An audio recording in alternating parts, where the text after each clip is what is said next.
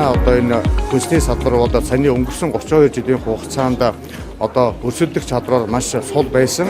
Жишээлбэл Америкийн нэгдсэн улсын 50 жил, 60 жил, Солонгосын 80, 90 жил хөгжсөн энэ компаниудаа энэ тэнцүү өрсөлдөхөд маш хүнд байсан бол Монгол Улсын ерөнхийлөгчийн санаачилсан хүнсний хувьсгалын хүрээнд олон сайхан шийдвэрүүд гарч энэ хүнсний салбар, үйлдвэрлэлийн салбарт одоо эрх зүйн шинжилгээ хийж түүнийгээ дагаад бага хүйтээ урт хугацаатай зээл олголт явуулж мөн төрийн худалдан авалтаар дэмжиж болсон хүчний одоо сургалтууд явагдаж гэх мэт маш олон сайхан шийдвэрүүд гарч байгаа. Дөнгөж одоо энэ сард бол одоо 24 төрлийн шийдвэр одоо засгийн газраас гарлаа, их хурлаас гарлаа. Тухайлбал хүнсний салбар, тухайлбал үйлдвэрлэл үйлчилгээний салбарт гарч ирсэн түүх урд нь байхгүй. Энэ одоо Монгол Улсын ерөнхийлөгчийн санаачлагыг хийж байгаа энэ хүрээнд олон сайхан хүнсний үйлдвэрлэлүүд энэ одоо газар шимэн компани шиг босож ирж мөн АИПО-го зах зээл дээр гарч хамтдаа ашиг олж одоо хамтдаа дэмжиж эх оронч худалдан авалт хийх гэх мэт ингээд олон сайхан үйл ажиллагаанууд энэ хүнсний хувьсны хүрээнд одоо Монгол орнд зэрэг явагдаж хүнсний хувьсгал бодит